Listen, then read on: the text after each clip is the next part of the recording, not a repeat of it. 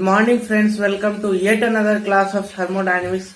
But before starting today's session, I would like to thank my friend Aditya Anand who has spent his precious time before the intro.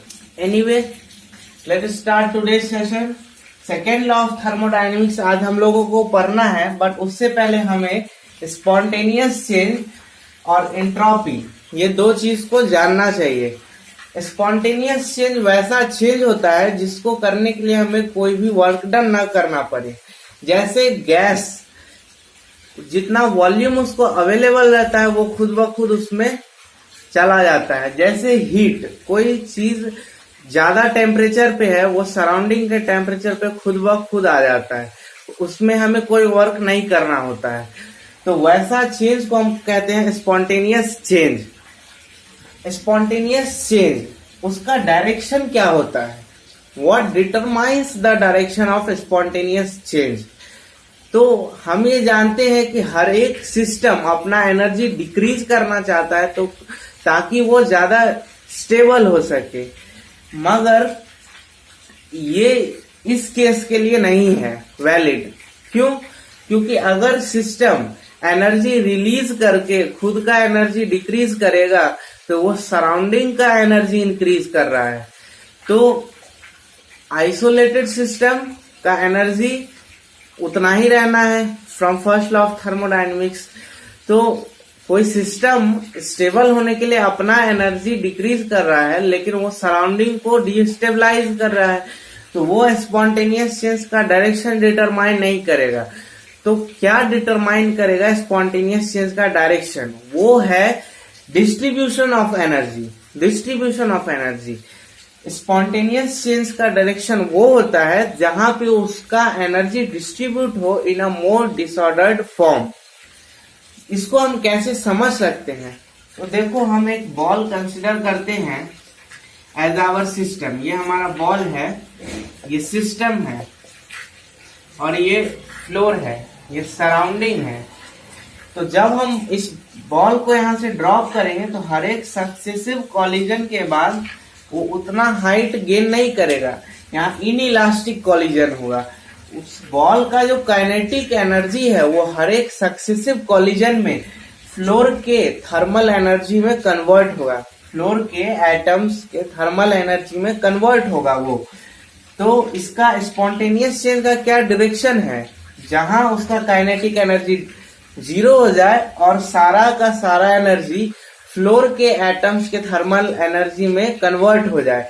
और हमने first class में ही पढ़ा था, heat is the transfer of energy making use of disordered motion, thermal motion, and work is the transfer of energy making use of organised motion. यहाँ पे kinetic energy thermal energy में convert हो रहा है, मीन्स वर्क जो perform कर रहा था, ऑर्गेनाइज्ड मोशन जो था वो डिसऑर्डर्ड फॉर्म में जा रहा है।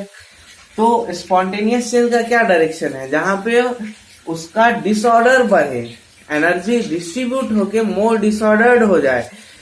वॉल्यूम, गैस एक कन्फाइंड वॉल्यूम में है और उसको ज्यादा वॉल्यूम दिया जाएगा तो वो मोर डिसऑर्डर्ड हो जाएगा। तो स्पॉन्टेनियस चेंज का क्या डायरेक्शन है? जहां पे उसका एनर्जी डिस्ट्रीब्यूट होके मोर डिसऑर्डर्ड फॉर्म में चला जाए। तो ये था स्पॉन्टेनियस चेंज। अब इंट्रोपी क्या होता है? फर्स्ट लॉ ऑफ थर्मोडायनेमिक्स में हमें एक स्टेट फंक्शन इंट्रोड्यूस किया गया, वो था इंटरनल एनर्जी। इंटरनल एनर्जी हमें इंट्रोड्यूस किया गया, वो एक स्टेट फंक्शन था और उसके हेल्प से हम ये डिटरमाइन कर सकते थे कि जो भी हमारा चेंज है वो परमिसिबल है या नहीं। मीन्स जो हमारा चेंज है वो परमिसिबल है या नहीं। इसका क्या मतलब हुआ कि वही चेंज परमिसिबल होगा जिसमें आइसोलेटेड सिस्टम का इंटरनल एनर्जी कांस्टेंट रहे। Similarly second law of thermodynamics में हमें एक और स्टेट फंक्शन इंट्रोड्यूस किया, वो है इंट्रोपी।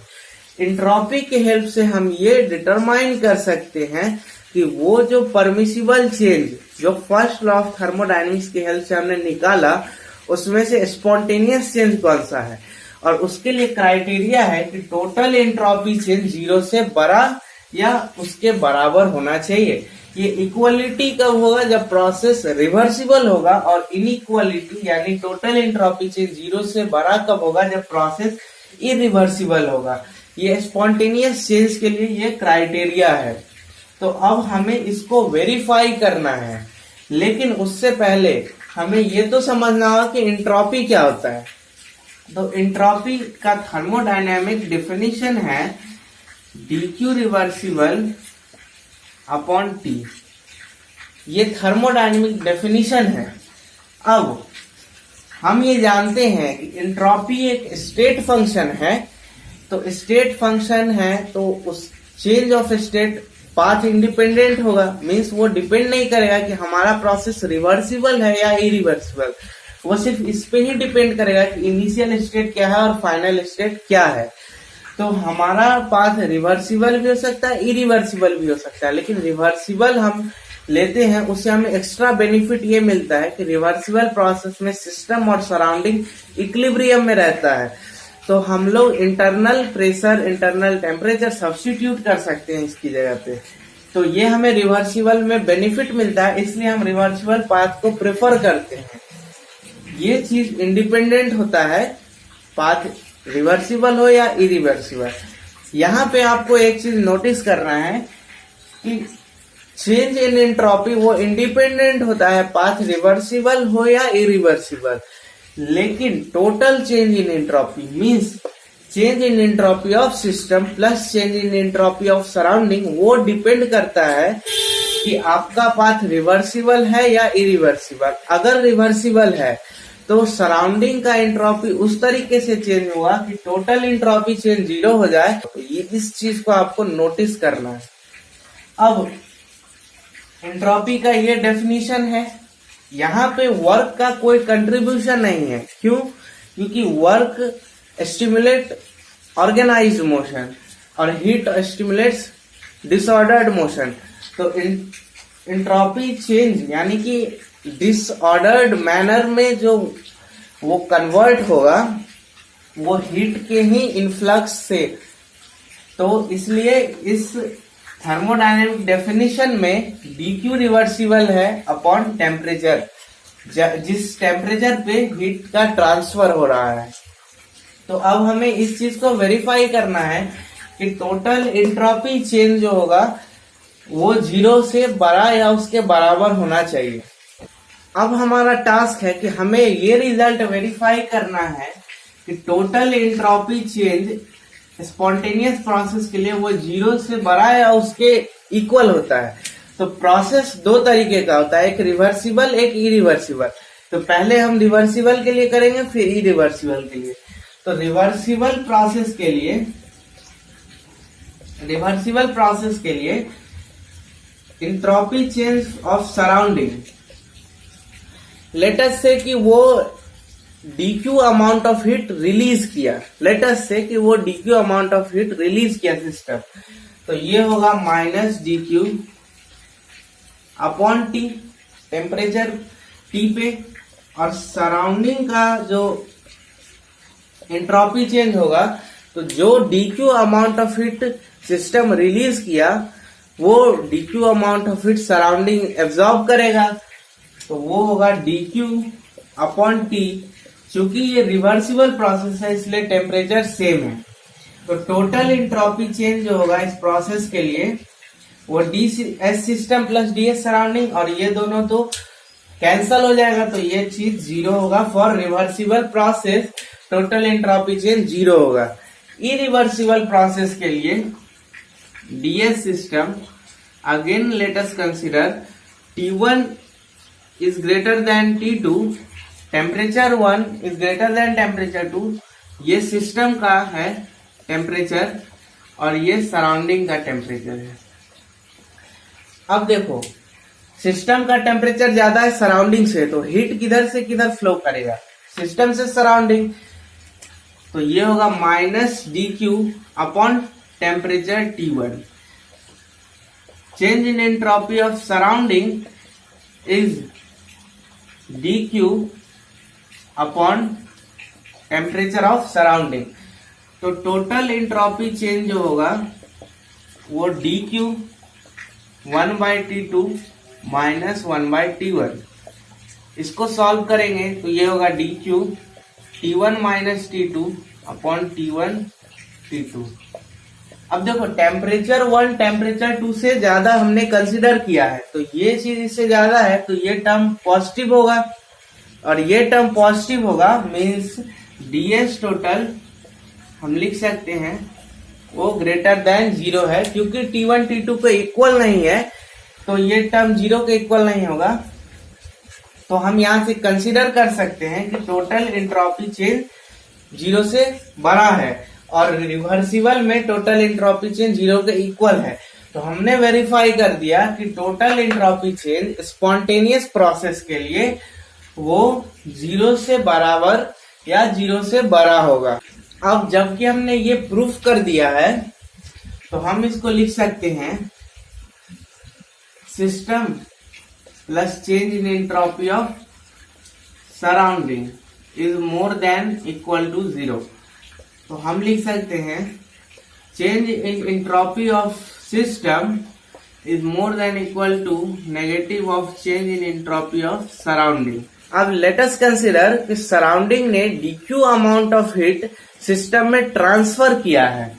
सराउंडिंग ने dq amount of heat system में ट्रांसफर किया है, मीन्स ये इसने एनर्जी रिलीज किया है। तो हम लिख सकते हैं change in entropy of surrounding minus dq upon t। Surrounding ने सिस्टम को एनर्जी दिया है तो इसको हम यहां सब्स्टिट्यूट करेंगे।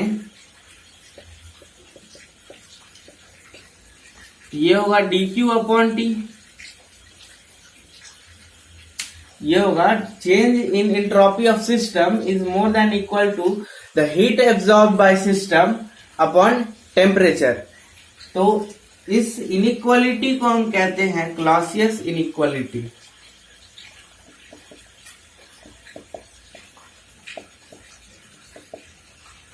Since we have considered proper sign for each and every term that we have used, it is valid for every case. ये सबके लिए वैलिड है। ये केस लेके हमने इसको प्रूफ किया, ये सबके लिए वैलिड है। तो सिस्टम का एंट्रोपी चेंज वो बड़ा या इक्वल होगा dq अपॉन t। ये है क्लॉसियस इनइक्वालिटी। अब देखो ये हम जानते हैं ds is equal to dq reversible upon t। तो हम यहां से लिख सकते हैं dq reversible is equal to T ds, और ये हम फर्स्ट लॉ ऑफ थर्मोडायनेमिक्स से सब्स्टिट्यूट कर सकते हैं du minus dw equal to T ds। इसकी जगह पे ncv dt, इसकी जगह पे माइनस pdv। तो ये अब ये रिवर्सिबल प्रोसेस था तो ये इंटरनल प्रेशर भी हो सकता है, ncv dt plus nRT upon v equal to T ds। तो यहां से अगर हम t से डिवाइड करें तो ये t कैंसल हो जाएगा और यहाँ पे t आ जाएगा। इस चीज को जब हम from t1 to t2 from v1 to v2, तो ये हो जाएगा, ये इनिशियल से फाइनल, ये हो जाएगा ncv ln t2 upon t1 plus nr ln v2 upon v1 plus is equal to change in entropy. ये एक इम्पोर्टेंट फॉर्मूला बना हमारा। अब हम कंबाइंड गैस इक्वेशन से जानते हैं P1 V1 upon T1 is equal to P2 V2 upon T2। तो V2 अपॉन V1 ये हम लिख सकते हैं P1 upon P2 into T2 upon T1। ये कंबाइंड गैस इक्वेशन से हम लिख सकते हैं। अब V2 अपॉन V1 की जगह पे ये सब्स्टिट्यूट करेंगे अगर हम, तो ये होगा NCV ln T2 upon T1, और ये प्रोडक्ट है तो हम जानते हैं ln AB is equal to ln A plus ln B। तो NR ln V2 upon V1 की जगह पे ये सब्स्टिट्यूट किए हैं, P1 upon P2, P1 upon P2 plus NR ln T2 upon T1 is equal to change in entropy. अब यहां से हम ln T2 upon T1 common ले सकते हैं और n CV plus R ln T2 upon T1 plus NR ln P1 upon P2 is equal to change in entropy. अब Mayer's relation से हम जानते हैं Cp minus Cv is equal to R, तो Cp is equal to R plus Cv, तो Cv plus R की जगह पे हम Cp सब्स्टिट्यूट कर सकते हैं, तो ये रिजल्ट होगा NCp ln T2 upon T1 plus NR ln P1 upon P2 is equal to change in entropy. तो ये दो इंपॉर्टेंट फॉर्मूला हमें मिला आइसोथर्मल प्रोसेस के लिए। ये T1 T2 के इक्वल होगा, तो ये ln1 और ln1 का वैल्यू 0, तो ये टर्म 0 हो जाएगा आइसोथर्मल प्रोसेस के लिए। तो change in entropy R n ln V2 upon V1, similarly NR ln P1 upon P2। तो आइसोकोरिक के लिए V1 अपॉन V2 ये 1 होगा और ln1 का वैल्यू 0। इस तरीके से आप स्पेशल रिजल्ट डिराइव कर सकते हैं। अब हम जानते हैं टेम्परेचर जब 0 केल्विन होता है यानी एब्सोल्यूट 0 पे सारा मोशन सीज हो जाता है एटम्स मॉलिक्यूल्स का। तो यहाँ पे नर्स-हीट थ्योरम में ये बोला है the entropy change accompanying any physical or chemical transformation approaches zero as the temperature approaches zero. It means change in entropy approaches zero as temperature approaches zero provided all the substances involved are perfectly ordered crystalline. अब इस चीज का experimental evidence भी है, but I am not going to deal that here, you can google that out. हमें इस चीज से क्या एक्सट्रैक्ट करना है वो ये है, अगर हम arbitrarily elements perfectly crystalline state में अगर उसके एंट्रोपी को हम 0 वैल्यू असाइन कर दें, एब्सोल्यूट 0 पे उसके एंट्रोपी को हम 0 असाइन कर दें आर्बिट्रेरीली, तो हमारा जो कंपाउंड्स होगा उसका भी एंट्रोपी 0 आएगा। कैसे? एलिमेंट्स ए बी वो कंपाउंड सी बनाता है, ठीक है। तो हमने तो इसके एंट्रोपी को 0 असाइन कर दिया है 0 केल्विन पे, और हम जानते हैं कि एंट्रोपी एक स्टेट फंक्शन है, तो चेंज इन एंट्रोपी होगा entropy of product minus entropy of reactant, तो entropy of C minus entropy of ये, तो इसका एंट्रोपी तो हमने 0 असाइन कर दिया 0 केल्विन पे, तो कंपाउंड का जो एंट्रोपी होगा वो चेंज इन एंट्रोपी के इक्वल होगा। Entropy of compound change in entropy के इक्वल होगा। और हमने यह कहा है कि जैसे टेम्परेचर टेंड्स टू 0 होता है तो change in entropy tends to 0 होता है, मीन्स ये टेंड्स टू 0, तो ये भी तो 0 होगा। तो अगर हम आर्बिट्रेरीली एलिमेंट्स के एंट्रोपी को 0 असाइन कर देते हैं परफेक्टली क्रिस्टलाइन स्टेट में एट टेम्परेचर 0 केल्विन, तो वहां पे कंपाउंड्स जो एलिमेंट्स से फॉर्म होते हैं उनका भी एंट्रोपी ऑफ फॉर्मेशन 0। तो इस कंक्लूजन को समराइज करता है हमारा थर्ड लॉ ऑफ थर्मोडायनेमिक्स, जो कि है इस तरीके से है, the entropy of all perfect crystalline substances is 0 at T equal to 0। क्योंकि हमने एलिमेंट्स के एंट्रोपी को T इक्वल टू 0 पे 0 असाइन कर दिया है, तो एलिमेंट से बनता है कंपाउंड, तो उसका भी entropy 0 at T equal to 0, और कंपाउंड से बनता है सब्सटेंस, परफेक्ट क्रिस्टलाइन सब्सटेंस का एंट्रोपी 0 होता है at T equal to 0। This is your third law of thermodynamics. अब देखो हमने entropy at temperature T equal to 0 of all perfect crystalline substance को 0 कंसिडर किया है, तो किसी भी टेम्परेचर टी पे अगर हम एंट्रोपी चाहें कैलकुलेट करना, तो हम इस तरीके से कर सकते हैं। इनिशियल स्टेट से फाइनल स्टेट, या temperature T equal to zero, temperature T equal to zero, so temperature T equal to T पे।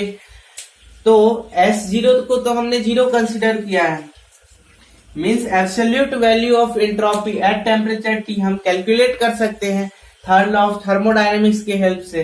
तो इस चीज को कंसिडर करते हुए कि टेम्परेचर 0 केल्विन पे एंट्रोपी 0 होता है, जो हमने टेम्परेचर टी पे एंट्रोपी कैलकुलेट किया उसको कहते हैं थर्ड लॉ एंट्रोपी। अब स्टैंडर्ड एंट्रोपी, जिसको हम इस तरीके से डिनोट कर सकते हैं एट टेम्परेचर टी, उसको हम लोग कभी कभी स्टैंडर्ड थर्ड लॉ एंट्रोपी भी कहते हैं।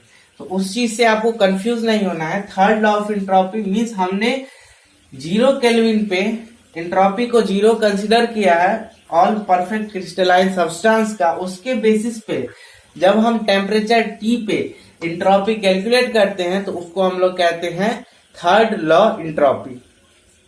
तो अभी तक हमने एंट्रोपी के बारे में क्या क्या पढ़ा। एंट्रोपी एक स्टेट फंक्शन है।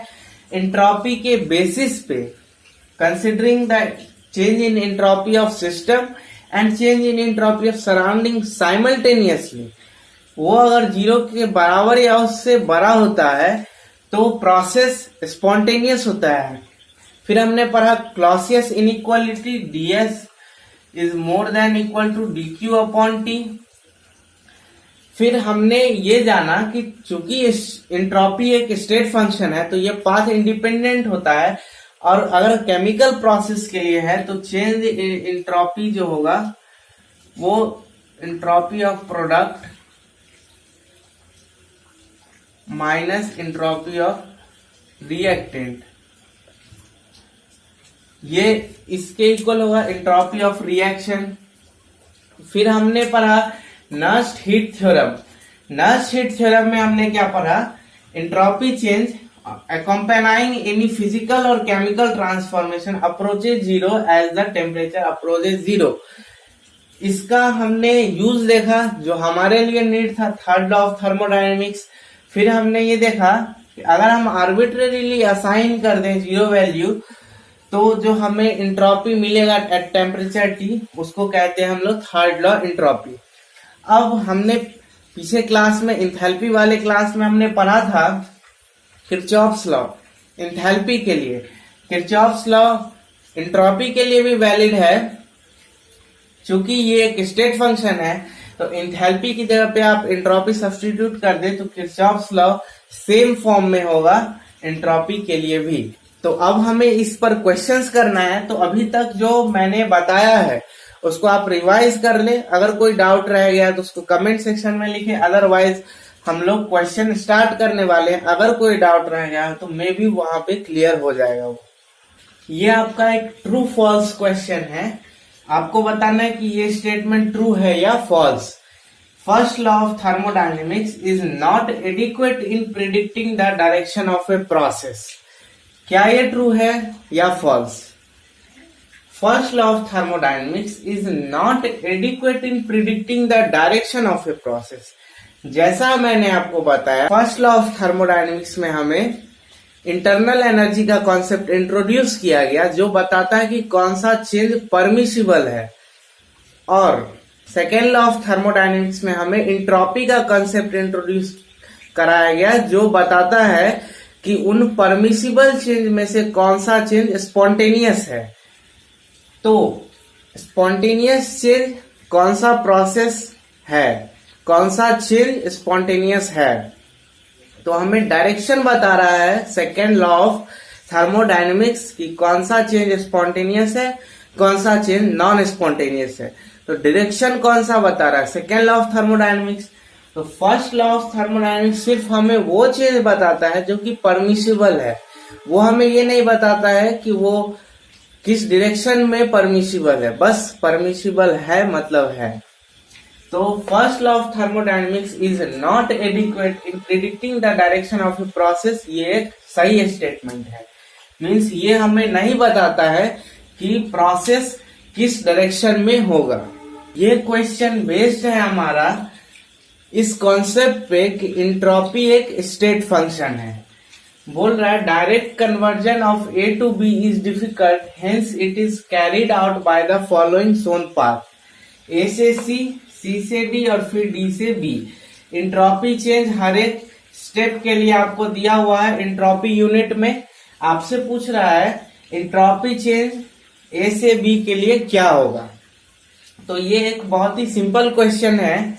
आप ये जानते हैं ए से सी से डी और डी से बी। अगर आप इन तीनों को ऐड कर देंगे तो ए से बी ये प्रोसेस आपको मिल जाएगा और उसके कॉरेस्पॉन्डिंग इंट्रोपी चेंज जो होगा उसको भी आप ऐड कर देंगे तो इस प्रोसेस के लिए इंट्रोपी चेंज आपको मिल जाएगा। अगर मैं इसको डेल्टा S1 S2 S3 करूं तो ये होगा delta S1 plus delta S2 plus delta S3। तो इस तीनों को अगर आप ऐड करेंगे तो 53 80 minus 20 60 plus 60 is your answer. इसमें ये कॉन्सेप्ट था कि इंट्रोपी एक स्टेट फंक्शन है, तो हम हेस लॉ जैसे इंथैल्पी के लिए यूज करते थे, सिमिलरली हम इस केस के लिए भी यूज कर सकते हैं। यहाँ सी डी और डी कैंसिल होगा, ए से बी रिमेनिंग होगा और उसके लिए इंट्रोपी चेंज इन 1, इंट्रोपी चेंज इन 2 प्लस इंट्रोपी चेंज इन 3। ये आपका आंसर। ये हमारा क्वेश्चन है, इस कॉन्सेप्ट पे बेस्ड है कि वर्क एक पाथ फंक्शन है और इंट्रोपी एक स्टेट फंक्शन है। तो सबसे पहले आप इस क्वेश्चन को ट्राई करो।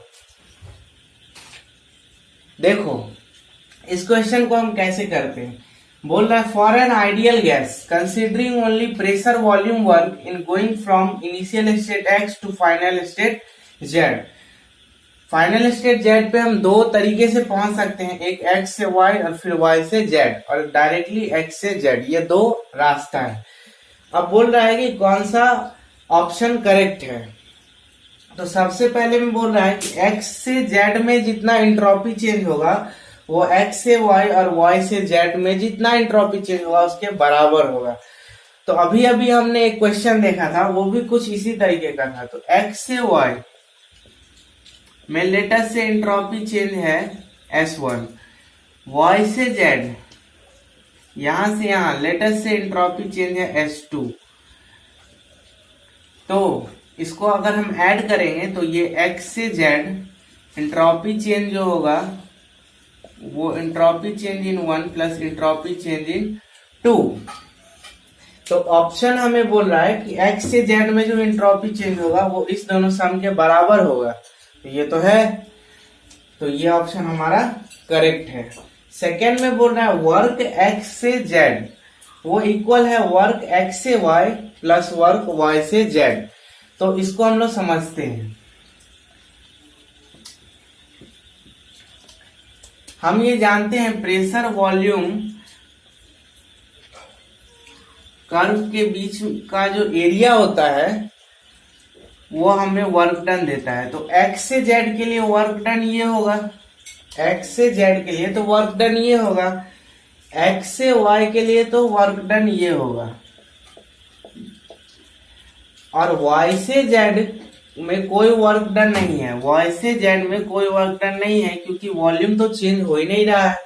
तो एक्स वाई वर्क डन इतना और एक्स से जेड वर्क डन इतना, तो दोनों तो सेम है नहीं, तो ये ऑप्शन हमारा इनकरेक्ट। बोल रहा है वर्क एक्स से वाई वाई से Z is equal to work X से वाई। तो वाई से जेड में कोई वर्क नहीं हो रहा, मीन्स जो भी वर्क हो रहा है वो एक्स से वाई में। तो ये ऑप्शन तो हमारा करेक्ट है कि एक्स से वाई और फिर वाई से जेड में जितना वर्क डन है वो बराबर है एक्स से वाई में जितना वर्क डन है। तो ये सही है। इंट्रोपी के लिए बोल रहा है कि एक्स से वाई और वाई से जेड, एक्स से वाई और वाई से जेड जो जितना इंट्रोपी चेंज है वो एक्स से वाई इंट्रोपी चेंज के इक्वल है। तो अभी अभी हमने देखा था कि एक्स से वाई में इंट्रोपी चेंज है S1, वाई से जेड में इंट्रोपी चेंज है S2। तो एक्स से Z में एंट्रोपी चेंज होगा S1 प्लस S2। तो ये ऑप्शन तो हमारा इनकरेक्ट हुआ फिर, क्योंकि X से Y में वर्क डन है S1 और X से Y और फिर Y से Z में एंट्रोपी चेंज है इतना। तो ये ऑप्शन हमारा इनकरेक्ट। तो ये एक बहुत ही अच्छा क्वेश्चन था। वर्क एक पाथ फंक्शन है, एंट्रोपी एक स्टेट फंक्शन है। इस कॉन्सेप्ट पे बेस्ड ये एक बहुत ही अच्छा क्वेश्चन था। इस क्वेश्चन में हमें बताना है कि किस प्रोसेस के लिए एंट्रोपी चेंज नेगेटिव है। H2 से 2H गैस, पार्टिकल्स इंक्रीज कर रहे हैं, मींस एंट्रोपी पॉजिटिव होगा, तो ये ऑप्शन नहीं होगा। N2 gas 1 atm to N2 gas 5 atm। यहाँ पे हमने प्रेशर इंक्रीज किया है, प्रेशर यहाँ इंक्रीज कर रहा है, मींस वॉल्यूम डिक्रीज हो रहा है। इस केस में वॉल्यूम ज्यादा है, इस केस में वॉल्यूम कम है, बाकी सारा कंडीशन सेम है, मींस इसका एंट्रोपी ज्यादा है क्योंकि इसका वॉल्यूम ज्यादा है, इसका एंट्रोपी कम है क्योंकि इसका वॉल्यूम कम है। Keeping all the condition same, इसका एंट्रोपी कम है, इसका एंट्रोपी ज्यादा है, मतलब चेंज इन एंट्रोपी नेगेटिव। अब कार्बन डायमंड से ग्रेफाइट, डायमंड का ऑर्डर्ड स्ट्रक्चर होता है, कॉम्पैक्ट स्ट्रक्चर होता है, एकदम टेट्राहेड्रल लेयर्ड स्ट्रक्चर होता है। इसके कंपैरिजन में उतना ऑर्डर्ड नहीं होता है, तो मोर डिसऑर्डर्ड की ओर गया, मीन्स एंट्रोपी चेंज पॉजिटिव, ये आंसर नहीं होगा। N2 gas 273 kelvin, N2 gas 300 kelvin, means हमने टेम्परेचर इंक्रीज किया तो मॉलिक्यूलर मोशन बढ़ा, डिसऑर्डर बढ़ा, एंट्रोपी चेंज पॉजिटिव, ये भी आंसर नहीं होगा। तो ये हमारा बी आंसर करेक्ट है। जहां पे हमने प्रेशर इंक्रीज किया तो वॉल्यूम डिक्रीज हो गया और वॉल्यूम डिक्रीज होने से एंट्रोपी डिक्रीज हुआ, तो एंट्रोपी चेंज नेगेटिव हो गया। यह हमारा मैच द कॉलम क्वेश्चन है। कॉलम 1 और कॉलम 2 को आपको मैच करना है। कॉलम 1 के एक के लिए कॉलम 2 का एक से ज्यादा करेक्ट हो सकता है। तो मैं यहाँ पे ABCD लिख देता हूँ, जो भी सॉल्यूशन आएगा उसके सामने लिखेंगे हम लोग। CO2 सॉलिड से CO2 गैस, फेज ट्रांजिशन हो रहा है इसमें, P तो सही है A के लिए। अब यहां पे देखो आप, तो सॉलिड से गैस में जा रहा है, मोर डिसऑर्डर्ड फॉर्म में जा रहा है, तो वो एंट्रोपी चेंज इसके लिए पॉजिटिव होगा, तो S भी सही है। अब हीट लेगा, सॉलिड से गैस में जाना है तो वो हीट लेगा, और हीट लेगा तो उसके लिए इंथैल्पी चेंज भी पॉजिटिव, तो R भी सही। अब एंट्रोपी चेंज पॉजिटिव है तो वो नेगेटिव हो नहीं सकता है, और इलेक्ट्रोपिक चेंज भी नहीं हो रहा है इसमें, तो PRS इसके लिए सही है। अब CaCO3 कैल्शियम कार्बोनेट डिकम्पोज हुआ, तो ये एक इंडोथर्मिक रिएक्शन है, हीट चाहिए, तो चेंज इन एंथैल्पी पॉजिटिव, तो R तो सही है इसके लिए। अब यहाँ सॉलिड है रिएक्टेंट साइड और प्रोडक्ट साइड में गैस, मोर डिसऑर्डर्ड फॉर्म में ये जा रहा है, तो एंट्रोपी चेंज इसके लिए पॉजिटिव, यानी S भी सही। अब फेज ट्रांजिशन नहीं हो रहा है, इलेक्ट्रोपिक चेंज नहीं हो रहा है, और अगर एंट्रोपी चेंज पॉजिटिव है तो नेगेटिव नहीं होगा।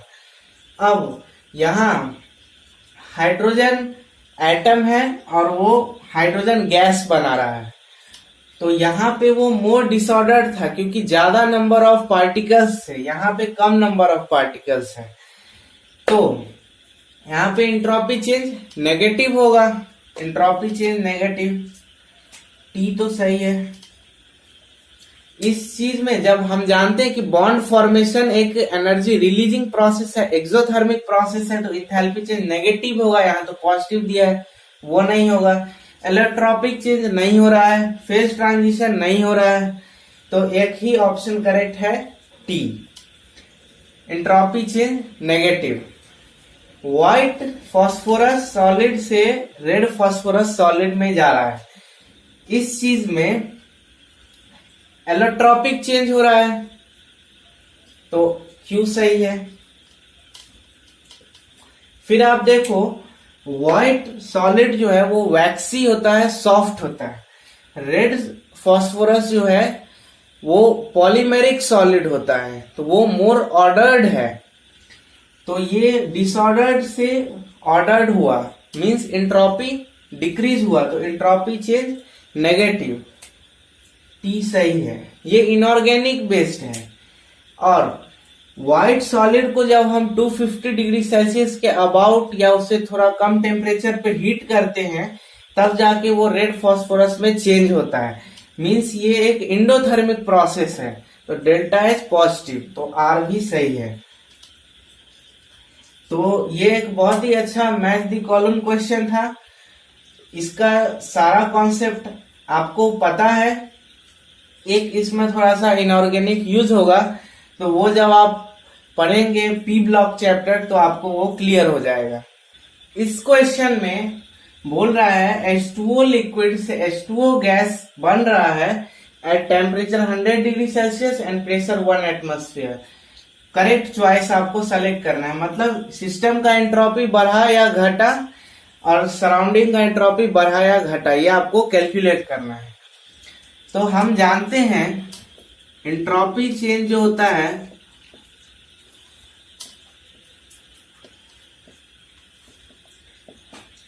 ये होता है एंट्रोपी चेंज। इस तरीके से हम कैलकुलेट करते हैं, या फिर मैं इसको और शॉर्ट फॉर्म में लिखूं तो मैं इसको ऐसे लिख सकता हूं। अब देखो, लिक्विड से गैस बन रहा है, मींस वो हीट एनर्जी लेगा तो गैस बनेगा। सिस्टम हीट एनर्जी लेगा, किससे लेगा? सराउंडिंग से लेगा। सिस्टम सराउंडिंग से हीट एनर्जी लेगा और वो गैस में कन्वर्ट हो जाएगा। सिस्टम सराउंडिंग से हीट एनर्जी एब्जॉर्ब करेगा, तो क्यू रिवर्सिबल पॉजिटिव होगा, बिकॉज वो हीट एनर्जी एब्जॉर्ब कर रहा है। तो जब ये पॉजिटिव होगा तो एंट्रोपी चेंज पॉजिटिव होगा, तो एंट्रोपी सिस्टम का इंक्रीज करना चाहिए। तो ये दो ऑप्शन में हमको सेलेक्ट करना है, एंट्रोपी इंक्रीज करना चाहिए। अब वो हीट एनर्जी लेगा, सराउंडिंग से लेगा, तो सराउंडिंग अपना हीट एनर्जी सिस्टम को देगा, मींस उसका हीट कंटेंट घटेगा, मींस डीक्यू उसके लिए नेगेटिव होगा, मतलब एंट्रोपी चेंज सराउंडिंग का वो नेगेटिव होगा। तो एंट्रोपी चेंज सराउंडिंग का नेगेटिव होगा, तो ये ऑप्शन हमारा करेक्ट है। मींस अगर वो हीट एनर्जी लेके गैस बन रहा है तो सिस्टम का हीट पॉजिटिव होना चाहिए। तो सिस्टम जो हीट लेगा उसके साथ हम पॉजिटिव साइन अटैच करेंगे, और सराउंडिंग जो हीट देगा उसके लिए हम नेगेटिव साइन अटैच करेंगे। उसके करस्पॉन्डिंग एंट्रोपी चेंज का साइन आएगा पॉजिटिव या नेगेटिव, और उसके बेसिस पे हमने एंट्रोपी चेंज ऑफ सिस्टम वो मोर देन 0 और entropy change of surrounding less than 0। तो ये ऑप्शन हमारा करेक्ट है। अब यहाँ पे मैं आपको बताता हूं transition entropy, change in entropy during transition. तो ट्रांजिशन के टाइम मींस सॉलिड से लिक्विड या लिक्विड से गैस, वो ट्रांजिशन होता है। ट्रांजिशन के टाइम टेम्परेचर चेंज नहीं करता है, वो हीट एनर्जी लेता है और उसके पोटेंशियल एनर्जी काइनेटिक एनर्जी को चेंज करता है। तो ट्रांजिशन के टाइम टेम्परेचर चेंज नहीं करता है, तो ट्रांजिशन होने के बाद जो वो एनर्जी रिलीज करता है इंथैल्पी, तो वहां से हम लिख सकते हैं इसका जो हीट ट्रांजेक्शन हो वो enthalpy of transition upon temperature of transition. अगर ये फ्यूजन होगा तो यहाँ TF, अगर बॉइलिंग होगा तो TB। तो ये transition change in entropy during transition ये है। अब यहां से एक रूल आता है, ट्राउटन्स रूल।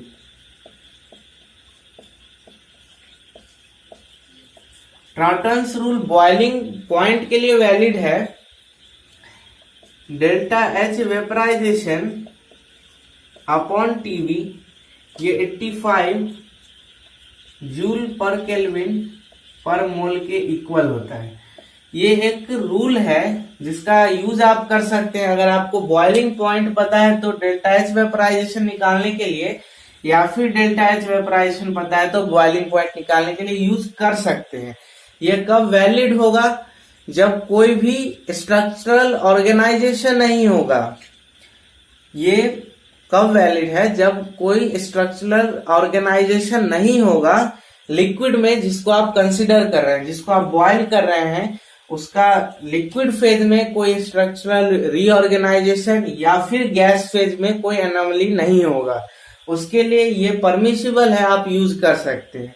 जैसे H2O में हाइड्रोजन बॉन्ड होता है, तो फिर वहां पे जो इंट्रॉपी चेंज होगा वेपर बनने में, लिक्विड से वेपर बनने में, वो ज्यादा होगा कंपेरेबल टू ब्रोमीन, जहां पे कोई इंटरेक्शन नहीं है। तो ये रूल तब आप अप्लाई करना जब कोई भी एनोमली नहीं हो, कोई टाइप का स्ट्रक्चरल ऑर्गेनाइजेशन ना हो लिक्विड फेज में या फिर गैस फेज में, तब आप इसको अप्लाई करना। ट्रॉटन्स रूल ये एक जनरल रूल है, इसको आप ध्यान में रखना। ये क्वेश्चन में आपको बोल रहा है 1 mole of ideal gas at 300 kelvin in thermal contact with surrounding expands isothermally from 1 liter to 2 liter against a constant pressure of 3 atm. Irreversible process। तो आपको आइसोथर्मल दिया हुआ है और आपको बोल रहा है कि in this process the change in entropy of surroundings, ये आपको कैलकुलेट करना है। तो हम चेंज इन एंट्रोपी जानते हैं, ds equal to dq upon t। Means आपको हीट फाइंड करना है कि कितना हीट सिस्टम से सराउंडिंग में गया या सराउंडिंग से सिस्टम में गया, ये आपको फाइंड करना है, सबसे पहला काम आपका। तो हम फर्स्ट लॉ ऑफ थर्मोडायनेमिक्स से जानते हैं, चूंकि आइसोथर्मल प्रोसेस है तो du 0 होगा, तो dq माइनस dw means p dv, p external del v। External pressure 3 atm और change in volume 1 litre to 2 litre, 1 litre means 3 litre atm आपका है। जो हीट इसने एब्जॉर्ब किया, सिस्टम ने ये हीट एब्जॉर्ब किया, मीन्स सराउंडिंग ने सिस्टम को इतना हीट दिया, तो वो नेगेटिव होगा फॉर सराउंडिंग। तो ds होगा -3 लीटर atm अपॉन टेम्परेचर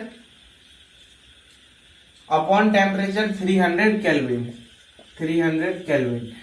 आपको बोल रहा है कि लीटर एटीएम की जगह पे आपको इतना सब्स्टिट्यूट करना है जूल के लिए, तो लीटर एटीएम की जगह पे आपको 101.3 जूल सब्स्टिट्यूट करना है।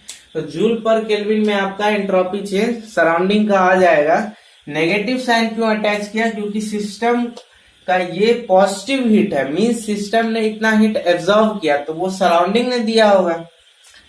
तो अब इसको सॉल्व करेंगे तो ये 100 और ये होगा -1.013 जूल पर केल्विन।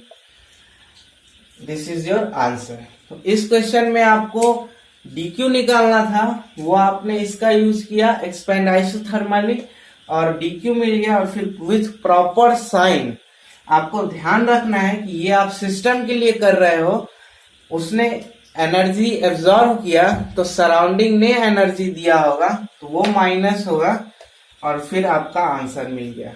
इस क्वेश्चन में हमें 2 ब्लॉक दिया हुआ है सेम मटेरियल का, having same mass and at temperature T1 and T2 are brought in contact with each other and allowed to attain thermal equilibrium at constant pressure. The change in entropy for this process is, 2 block है उनको thermal equilibrium attain करने के लिए दिया गया, means दोनों का final temperature होगा T1 प्लस T2 अपॉन 2, दोनों का फाइनल टेम्परेचर होगा। हम जानते हैं कि एंट्रोपी चेंज जो होगा, वो होता है dq रिवर्सिबल अपॉन 2 ti से tf, ये हम जानते हैं। Change in entropy for the first block, चूंकि कांस्टेंट प्रेशर पे है तो हम Cp dt से रिप्लेस कर सकते हैं अपॉन टी, T1 से T1 plus T2 upon 2। Second block similarly, उसके लिए एंट्रोपी चेंज होगा इंटीग्रेशन Cp dt, क्योंकि सेम मटेरियल का है तो Cp सेम होगा अपॉन टी, T2 से T1 plus T2 upon 2। Total entropy change S1 plus S2, दोनों को हम ऐड करेंगे तो Cp साइड आ जाएगा हमारा। दोनों को जब हम ऐड करेंगे तो ये होगा Cp ln T1 plus T2 upon 2 T1, और वो होगा plus ln T1 plus T2 upon 2 T2।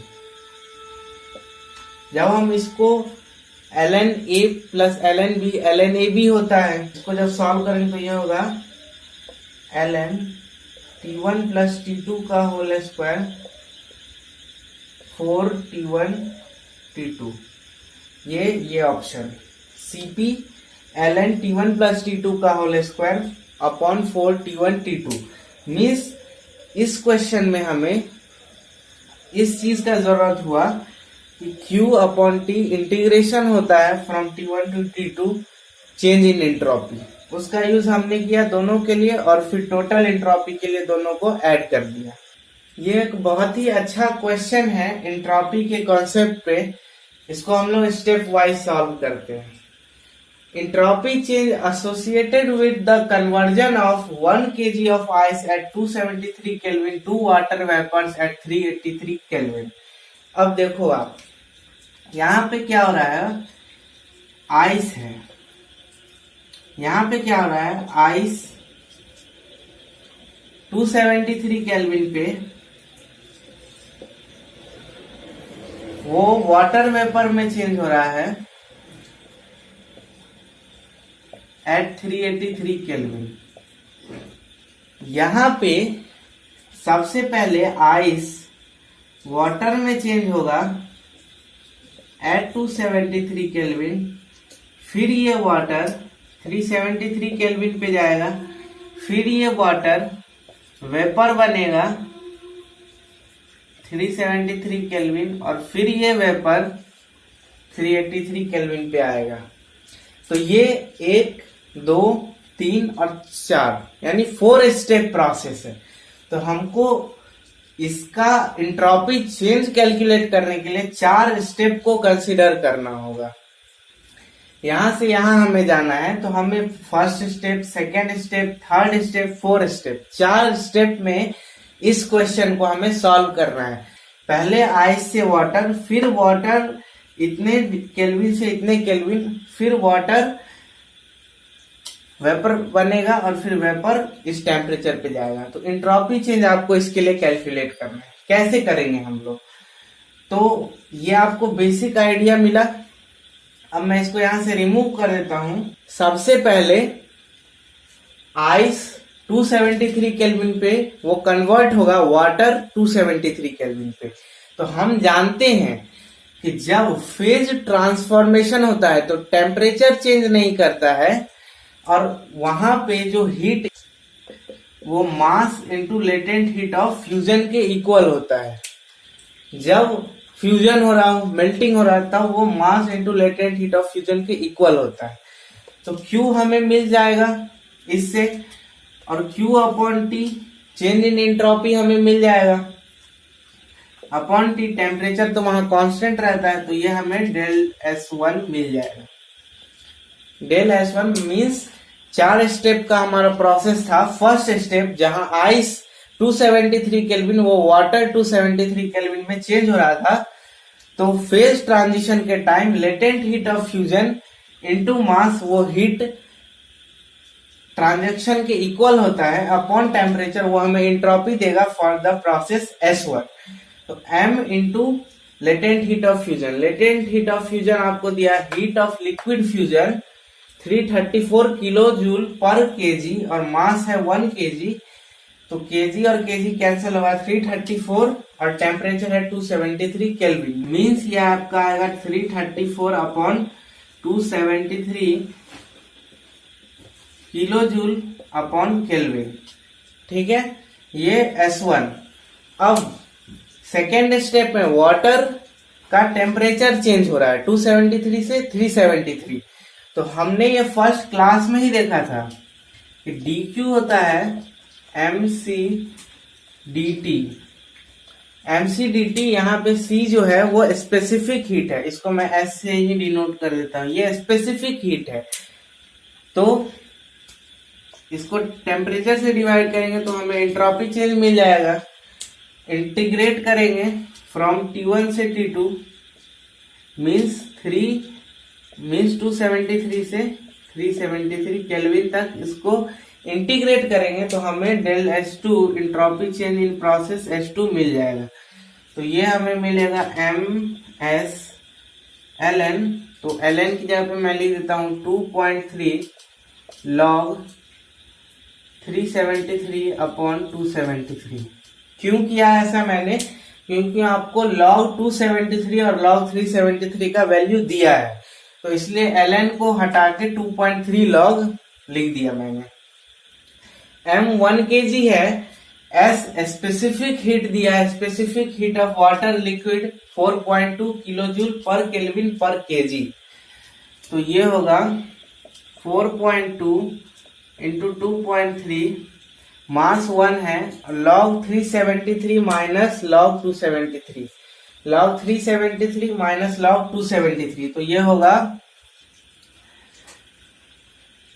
0.136।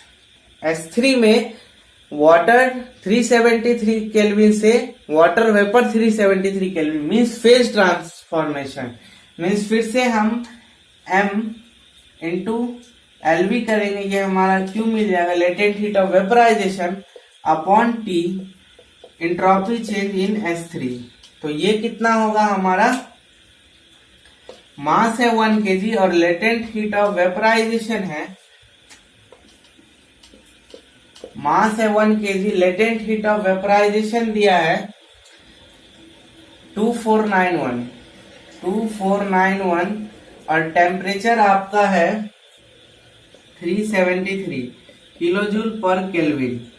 यह S3 मिल गया। S4 में वेपर चेंज हो रहा था 373 से 383। S4 में फिर वही MS डेल T, तो मैं डायरेक्ट लगा देता हूं। S आपका क्या है 2 किलो जूल पर केल्विन पर मोल, मास है 1, 2.3 log 383 माइनस log 373, ये माइनस ये होगा 0.011। तो S4 मिल गया आपको। अब यहां से S1 S2 S3 S4 सबको जोड़ देंगे तो हमारा रिजल्टेंट हमें मिल जाएगा, रिजल्टेंट इंट्रोपी चेंज। इस ऑप्शंस में हमें सेलेक्ट करना है और इतना सारा कैलकुलेशन करना है। ये पॉसिबल नहीं है, एक एग्जाम रियल टाइम एग्जाम में ये पॉसिबल नहीं है। कैसे करेंगे? ये 1 से कुछ ज्यादा होगा, 273 और 334, ये 1 से कुछ ज्यादा होगा। लिख देता हूं मैं अप्रोक्सीमेटली 1.1 या 2 अप्रोक्सीमेटली। ये आपको 6 से ज्यादा होगा, 6.2 के अप्रोक्सीमेटली। ये आपको 4 और 14 56 0.56 इंटू 23 मीन्स ये होगा 1 पॉइंट समथिंग, और ये 0 पॉइंट समथिंग कंट्रीब्यूट करेगा। तो देखो आप 617 प्लस 1 8 मीन्स क्रॉस कर चुका है, अप्रोक्सीमेशन से 8 क्रॉस कर चुका है, मीन्स ये दोनों तो होगा नहीं। अब आपको ये ध्यान देना है कि ये 6 से बहुत ज्यादा है, क्योंकि 6 से मल्टीप्लाई करने पे ये 2200 के अप्रॉक्स आएगा। ये 1 से कुछ ज्यादा है सिमिलरली इसके लिए और सिमिलरली इसके लिए, तो वो 8 से ज्यादा तो हमें ऐसे ही मिल चुका है, तो वो 8.49 नहीं होगा, वो 9.26 होगा। आप इसको सॉल्व करना, ये मेरा तरीका था अप्रोक्सीमेट करने का, आप इसको खुद से सॉल्व करके देखना, आपको ये आंसर आना चाहिए 9.26। तो ये एक बहुत ही अच्छा क्वेश्चन था। इसमें हमें क्या सीखने को मिला कि एंट्रोपी चेंज, जहां फेज ट्रांजिशन हो रहा है वहां पे हमें इस चीज का ध्यान देना है। वहां पे हम डायरेक्टली कोई फॉर्मूला हमारे पास अवेलेबल नहीं है, वहां पे हमें इस चीज का ध्यान देना है।